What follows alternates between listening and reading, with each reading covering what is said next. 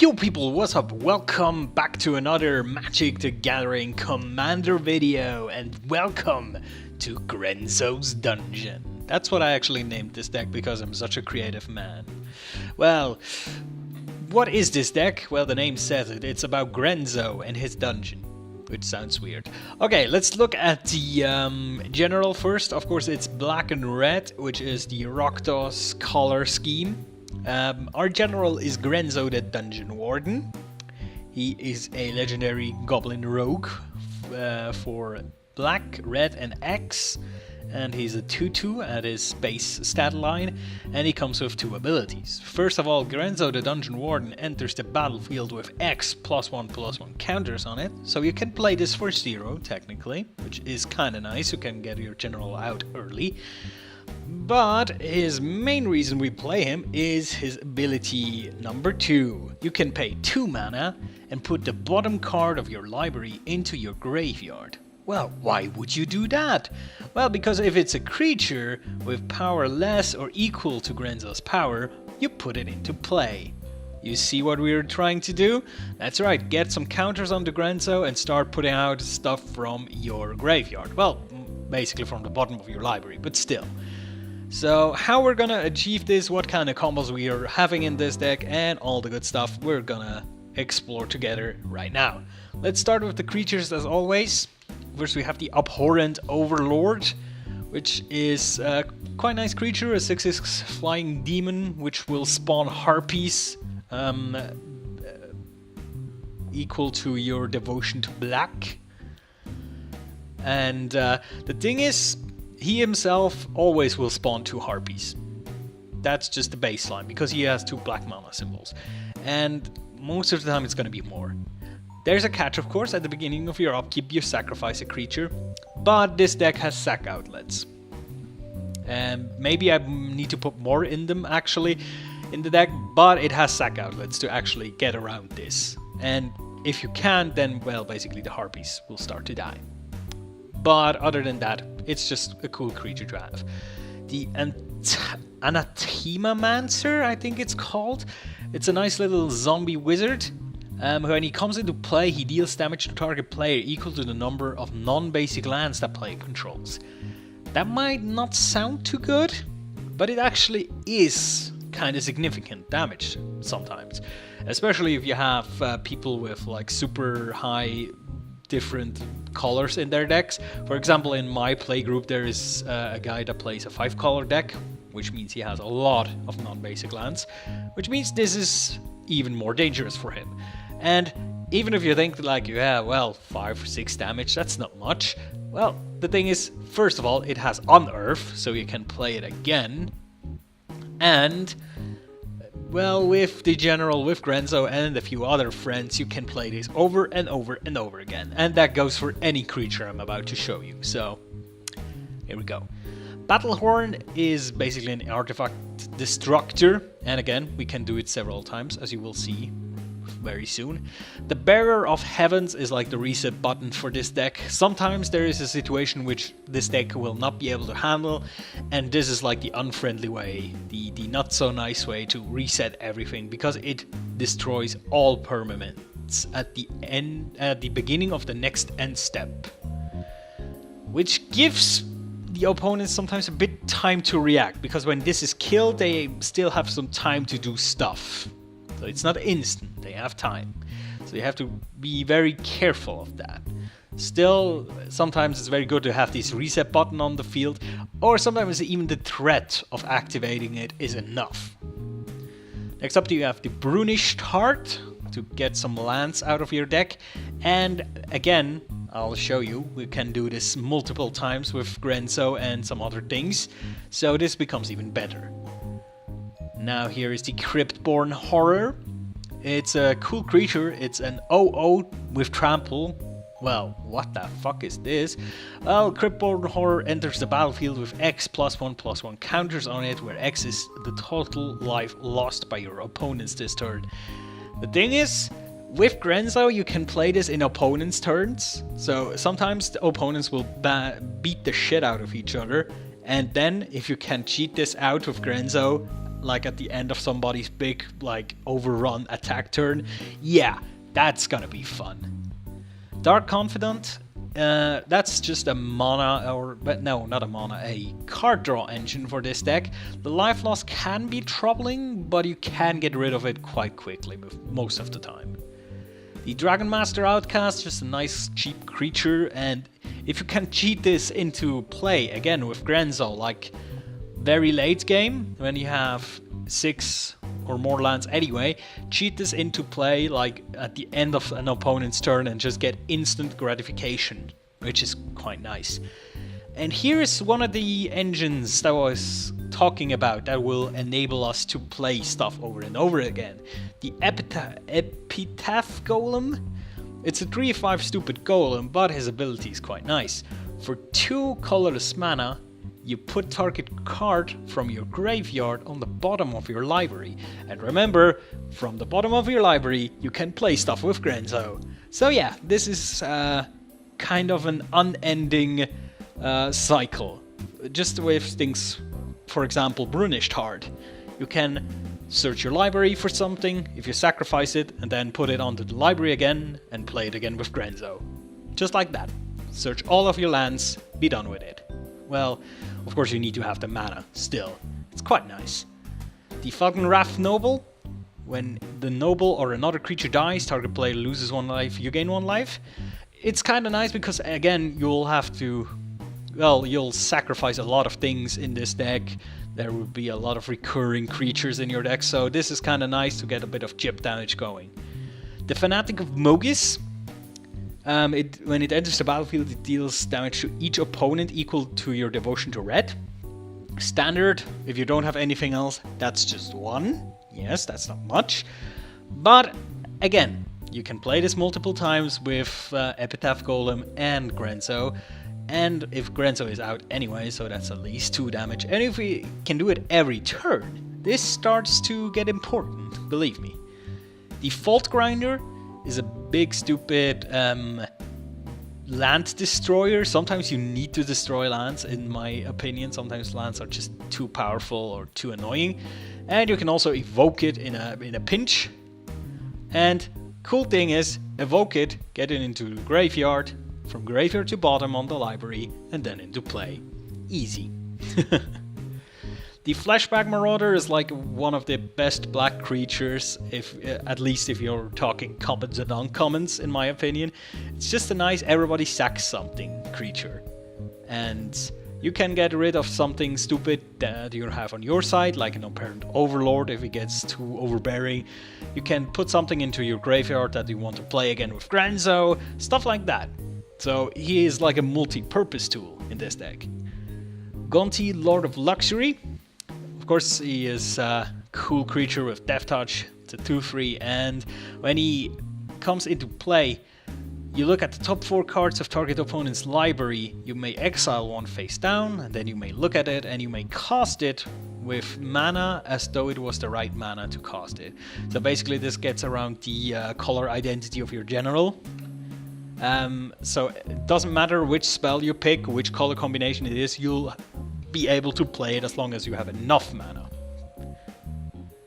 Next up is the Hamletback Goliath, which is a pretty cool card if it stays in game. It gets bigger and bigger. This is just like it doesn't really fit with the rest of the deck, you might think, because it doesn't have a weird enter the battlefield effect that you can abuse over and over again. But of course it gets fueled by other creatures entering the battlefield, so you can make it quite big. Harvester of Souls is awesome in any deck that wants things to die. So this will have your card draw engine going. The Hellhole Flailer is an unleashed creature, so you may have this enter the battlefield with a 1/1 counter on it. And as far as I know, this is also possible if you play it with Grenzo, because it is an enter the battlefield trigger, and even if it comes from the graveyard, it is an enter battlefield. So you might also have to you may also be able to decide it when it comes through Grenzo. And you can sacrifice this to deal damage equal to its power to target player.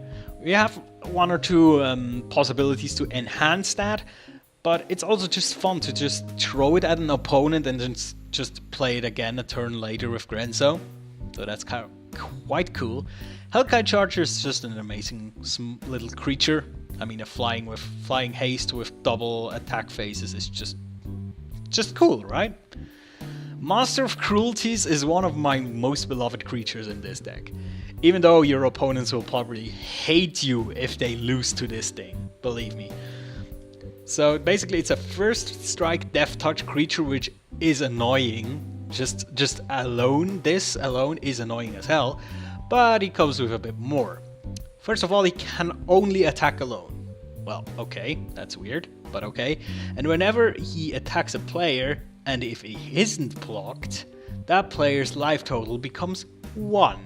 And Master of Cruelties, of course, does not assign combat damage this combat, if you do that. So, yeah, if somebody cannot block this, he will be dead, basically. He'll be set to 1 life, which is basically dead. And I'll show you later a funny little combo you can do with this one. It's actually kind of the dream if you will able to pull this off one time. But yeah, we'll see. Merciless Executioner is basically a flashback. No, it's not just basically a flashback, it is a flashback Marauder. It costs the same as the base stat line, is the same as the flashback Marauders, the effect is the same. It's just an Orc Warrior instead of a zombie. So yeah, same strategy as the flashback Marauder. Get rid of opponent's things, get your things into the graveyard again, and play them again. Murderous Redcap is awesome if you can play it again and again. It's just recurring damage you can throw around, which is kind of fun. Outrage Shaman. It's Chroma, so when he comes into play, it deals damage to target creature equal to the number of red mana symbols in mana costs of permanent control. Which is the complicated way of saying devotion to red, isn't it? Chroma is the old devotion to something, if I see this correctly. But yeah, again, if you can play this again and again, it gets rid of a lot of creatures. And the base damage you can deal with this is 2. Because he, of course, has 2 red mana symbols in himself. But most of the time, it's going to be more. Phyrexian Rager is a cool card draw engine, even though if it only draws your 1 card and you lose 1 life. It's kind of a Phyrexian arena on a creature. But of course, only if you play it every turn, which is possible in this deck. But yeah. Priest of Bloodrite is cool because it gives you a 5/5 black demon with flying, but of course if it lingers around it will drain you for 2 every turn. So this is something you play, you sacrifice, next turn play it again, sacrifice. That's the thing you want to do with this. The Priest of Urabrask is part of a kind of weird but still cool infinite combo. You need a lot of pieces to assemble it and it's very fragile, but still it's an infinite mana combo you can do with him. Basically you can get a lot of mana out of this with a certain sack outlet. And just other than that, sometimes if it's on the bottom of your library, you can play it for 2 and get 3 mana out of it, so you can get 1 mana plus, so to speak, which is already cool. So yeah, that's why this is in here, but I'll show you the combo later. The Rixmati Guildmage, I might replace this one. It doesn't do much. It can make a blocking creature get -1/-1 until end of turn, so it screws a bit with combat, and you can target player who lost a life this turn, let them lose another life. It's not that cool. Might replace that. Siege Gang Commander is amazing if you can play it over and over again. You get a lot of goblins and you can sacrifice them to do damage to players and creatures. So nice. The Sin Prodder. The Sin Prodder is very interesting in this deck. Of course he has Menace, but yeah, his main purpose is not attacking. His main purpose is his ability. At the beginning of your upkeep, reveal the top card of your library. Any opponent may have you put that card into your graveyard. If he does, Sin Prodder deals damage to that player equal to the card's converted mana cost. Otherwise, put the card in your hand.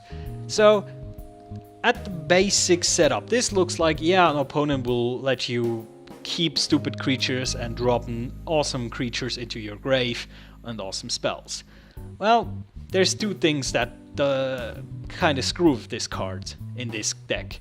First of all, you almost have no spells other than creatures. You have only a few instants, a few sorceries, so you will most of the time you'll hit a creature or a land. So that's the first thing, and the other thing is, with Grenzo, you don't care if a creature is in the graveyard.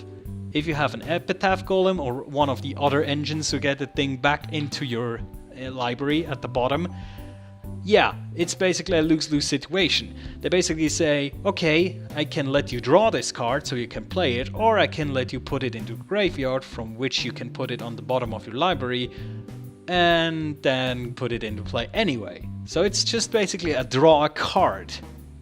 Skyline Despot is a cool dragon that makes you the monarch, and if you're the monarch at the beginning of your upkeep, you get a 5/5 red dragon creature token. Pretty neat. The Stink Scourger. I like this little guy because it's a red bouncer, which is kind of unusual, and you don't want to play the Echo cost. You want it to go to the grave. You will get it again. So yeah, it totally plays into your strategy here. The Swift Warkite is also very interesting in this deck. It's a 4/4 flyer, and when he enters the battlefield, you may put a creature card with converted mana cost 3 or less from your hand or graveyard onto the battlefield. That creature gains haste and you return it at the beginning of the next end step to your hand. So there's a lot of things you can target with this. From the graveyard or your hand. Brunished Heart, for example, you can play an Anathemamancer, Dark Confidant, a Hellhole Flailer, Merciless Executioner, and Flashback Marauders, Priest of Urabarsk, which is even cooler if you can play it like this way. So yeah, it's a very interesting creature that hits a lot of your targets and will make kind of cool combos every once in a while. Next up is the Underworld Cerberus. This is just in here for style points, basically.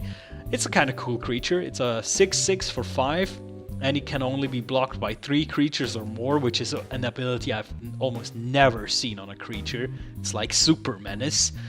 And the next part is cards in graveyards can be target of spells or abilities, so it prevents grave play, but in my opinion it does not prevent Grenzo's ability, because Grenzo's ability first targets the bottom card of your library and then does stuff with that card. So I think that should still work. Correct me if I'm wrong, but I think Grenzo's ability gets not prevented by this. And the last ability is when Underworld Cerberus dies, exile it and each player returns all creature cards from his or her graveyard into his or her hand. So yeah, it's kind of a reset. Basically everybody gets everything back. Depending on when this happens, this can be good or bad. So it's kind of a poker game with Underworld Cerberus, but still. The Viscera Seer, best sack outlet, almost I think best sack outlet in this deck. For one, it's a free sack outlet, you don't have to pay anything, you don't have to tap, it's just sacrifice a creature, scry one. It's so good. And scry in this deck is better than in any other deck, because you get to put stuff, that's right, at the bottom of your library. So if you scry and see a good creature on top, you might actually want to put that on the bottom. Which means next turn you might draw another cool thing and can play the other creature with Grenzo. And last but not least is the Zealous Conscript, which is a hasty 3/3 human warrior, which will, if he enters the battlefield, gain control of target permanent until end of turn. Note, permanent. You can get everything with that. So enchantments, artifacts, even lands if you wish. Which is kind of weird, so maybe you need one more land to cast something and then you get it with the Zealous Conscript. Who knows, right? And now we go to the instances. There's only 4. So yeah, your main interactions are creatures. And because Grenzo can play creatures in other people's turns with his abilities, that's fine. First off is the Rakdos Charm. He has 3 modes, as all charms do. First one is exile all cards from target player's graveyard, which is kind of fun. If somebody kills the Underworld Cerberus to get his stuff back, you react with a Rakdos charm and say nope. Next up is destroy target artifact, which is in EDH, in Commanders, always relevant in my opinion. And the last one, if I ever beat somebody with this, I'm gonna be so happy. It's an anti-token ability basically. If somebody's spamming tokens, each creature deals 1 damage to its controller. So yeah, if somebody ever does an infinite token creation loop, I'm gonna be, yeah, no, you die now, and play Rakdos Charm. It's gonna be amazing, and I'm gonna laugh. Next up is a Slaughter Pact. I just love these out of nowhere kill spells that nobody can anticipate, and 3 mana to pay is not that much.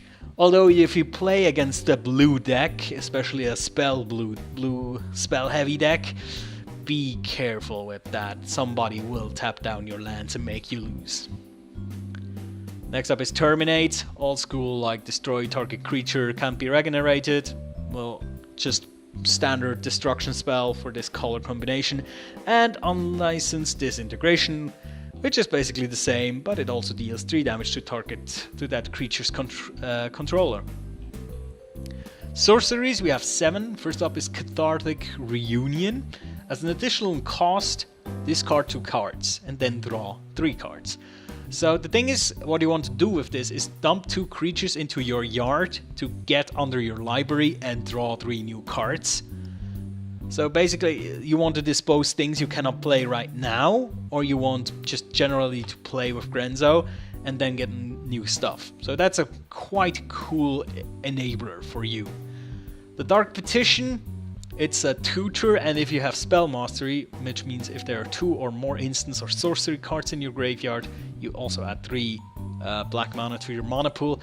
The thing is with this deck, Spellmaster is actually kind of hard to achieve, so I might switch that out as well. But for right now, I don't think I have any other good tutors in my card library, so that's what it is for now. Diabolic Tutor is, well, a tutor. Sometimes you need to get your engine pieces, and that's how you do it, basically. Faithless Looting, same principle as with Cathartic Reunion, and you can flash it back if you wish, which is nice. Gamble. The thing is, sometimes you don't care if your creature that you search up with Gamble goes into your graveyard or not. I mean, there is the possibility that you play a Gamble with no other cards in hand just to get your creature into your graveyard. So that's the beauty with this deck. Most of the time you don't care if something is in your graveyard. Read the Bones, I just love this card. It's just so much card advantage, especially because Scry is so much better for this deck than any other deck. So yeah, I love this card, it's amazing. Tormenting Voice, again, same principle as Faithless Looting and Cathartic Reunion. Next up are the Artifact. Next up we have Artifacts. First off, Ashnod's Altar, and that's the last combo piece for the Infinite Mana combo. Also, very cool sack outlet to play a lot of recurring Grenzo cards. Alright, the combo is as follows. You play an Ashnod's Altar, and then either in the same turn or in another turn play the Priest of Urabarsk. You get 3 red mana and 2 colorless after you sacrifice the Priest. Now you have 5 mana in total. Now you have to use 4 of these mana for Epitaph Golem and Grenzo and get the Priest back into play, which means 3 more red mana. Sacrifice it again, 2 more colorless mana, which means you're up 1 mana now. Do it again and again and again, and basically you will get unending red mana plus a bit colorless, depending on how you spend it, obviously. But yeah, that's basically it. It's very contrived. You need to have a lot of pieces, 2 of which are creatures which can be destroyed at instant speed. So yeah, it's kind of difficult. But again, Ashnod's Altar is just amazing by itself. You can react to destruction spells, just get mana out of it, play something else. It's just cool. in this deck. It really works well with Grenzo's ability since it only costs 2. So this makes Grenzo's ability basically costless. You only need to spend the mana for the Epitaph Golem's ability. The Blade of Selves is next, and that's what I talked about with the Master of Cruelties. Equip this to a Master of Cruelties and put everybody to 1 life. If you ever do that in a game, I'm applauding you, alright? Because the thing is, with this, the Blade of Selves, you will circumvent the ability of the Master of Cruelties that it can only attack alone. Because the copies that are created that are also attacking are created if it attacks. And when it attacks, it's alone, and then the copies get created. So it already is attacking, so it's no deal. So yeah, if you ever manage to do this and set everybody to 1 life and then, I don't know, play a Fanatic of Mogis, yeah, you win. You win everything, good sir. Crystal Ball, it's a recurring scry, which again, in this deck, is just a very good thing to have. Darksteel Pendant is also kind of a scry. Actually, I think it's just scry, right? Back then it wasn't called scry, but it is. The bonus of this, of course, is that it's indestructible, so it's a bit harder to interact with. The Demon Spine Whip. It's kind of an interesting item. You might ask yourself, why is this in here? Well, there's 2 reasons. There's some creatures in this deck that deal damage according to their strength if you sacrifice them or stuff like that. So this can augment this, but basically this is here for Grenzo. Because imagine you want to play Grenzo early, maybe with 2 additional 1/1 counters, so he's a 4/4, and start pulling things from the bottom of your library. Yeah, now imagine you have a Feaster of Souls under your library. You know that you have a Harvester of Souls, which of course has 5 strength, I think, or 6. And now you want to play it. Well, this is the only option you have. Well, unless you want to sacrifice Grenzo and play him again. But this is much easier. You equip it and then you pump him for the appropriate amount and then activate his ability. Obviously, what you cannot do, at least I think you can't, is activate the ability and then after you see what's under your library, pump him. I don't think you can do that. I don't think you have time to react to that. But I might be mistaken. Best do it before you activate Grenzo's ability. Lightning Grievers to protect Grenzo or the Epitaph Golem. Sometimes you need to protect the Golem more than Grenzo. Rakdos Cluestone, Key Rune, and Signet. Very standard for mana production, of course. The Rato Lantern is basically an Epitaph Golem with a bit more costly ability. It's the same ability, but it costs 3. But it's harder to interact with since it's only an artifact. Also, it just costs 2. So, yeah, it's easier to put this out early. A Soul Ring, of course, for mana, the Talisman of Indulgence, also for mana, and of course the Worn Power Stone for more mana. Now we come to the enchantments. There's not much here, just 4 of them, and one of which I think I should replace because it's a bit weird, and it's Guild Feud. At the beginning of your upkeep, target opponent reveals the top 3 cards of his or her library. You may put a creature card from among them onto the battlefield, then puts the rest in his graveyard. You do the same with the top 3 cards of your library. If 2 creatures are put into the battlefield this way, the creatures fight each other. So yeah, it's kind of weird, because with some decks this is okay. If you play against a spells deck, this is okay. If you play against a red, green, aggro, trample, big creatures deck, yeah, no, don't. Just don't, you'll lose. Of course it's nice if you can put certain things into your graveyard to play, but still, not worth it. So I might exchange that for something else. Phyrexian Arena is very standard in almost all black decks, I think. Stranglehold. I like Stranglehold a lot because with certain decks I don't want my enemies to have extra turns and search their libraries for answers, and this is one of them. If somebody really wants to kill Grenzo and needs to find his kill spell, I really want him to do that, so Stranglehold is exactly what is needed for this. Also kinda kills veggies, which is nice. Warstorm Surge is like an alternative win condition in this game, or it makes damage dealing a bit more efficient, because basically whenever you play something with Grenzo, it deals its damage, its power as damage to target creature or player, so you get more damage out of your creatures that way, which is nice. If you look at the lands, there is nothing really special. There's one Hall of the Bandit Lord, which basically is able to give things haste for 3 life. Sometimes that's useful.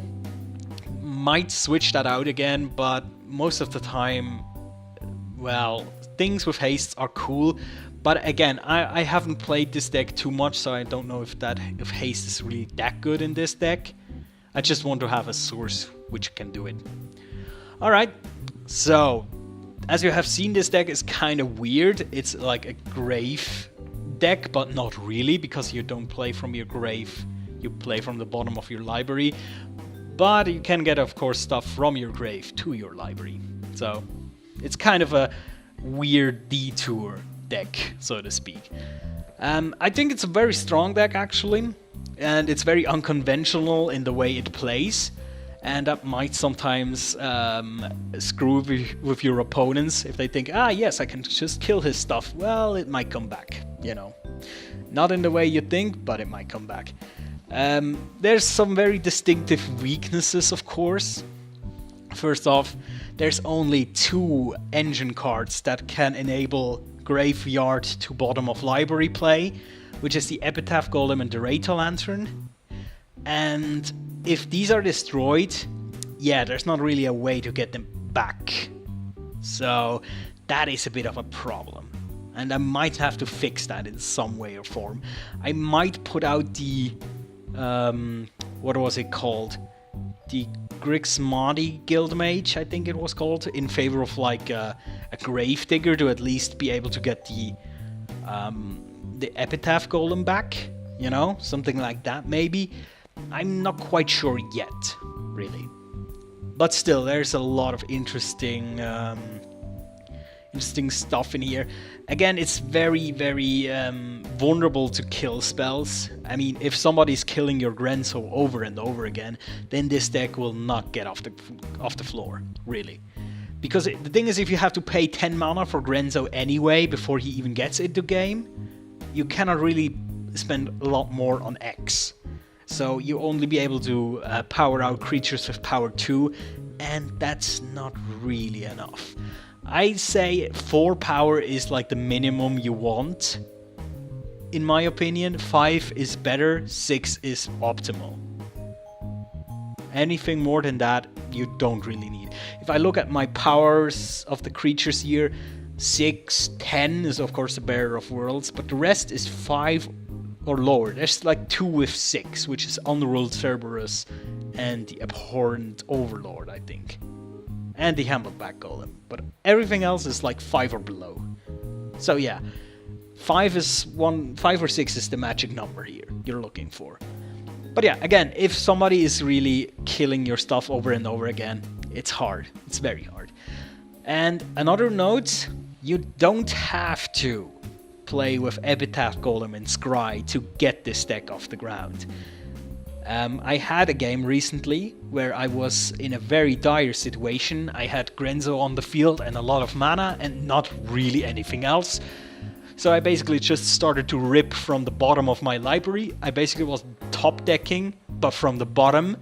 And since there's so many creatures in this deck, 35, the chance that you'll get a creature that you can play in this way is actually quite big. And getting 3 or 4 creatures like that every turn is amazingly crazy. So again, if it's possible, play it with Epitaph Golem, prepare your turns, scry, but if it's not possible, just gamble, basically. It works very well. And of course, sometimes if you put something at the bottom of your library, there will be the smart enemies who will make you search your library, or, well, shuffle your library for some reason There are decks that can do this, so yeah. You have to be careful not to rely too much on that strategy. Sometimes you'll just have to flip a coin and rip a card from the bottom and hope it's a good one. So yeah, this has been actually the last of my commander decks so far, but I'm creating new ones at the moment. At the moment I'm tinkering around mono-colored tribal decks inspired by this year's commanders. Well, tribal commanders. I know they're not monocolored. I think most of them aren't. But I want to do something monocolored, and tribals are kind of cool. So yeah, that's gonna be something I'm gonna put up next, hopefully. Yeah, so I hope you enjoyed this video. I'll see you next time, and take care.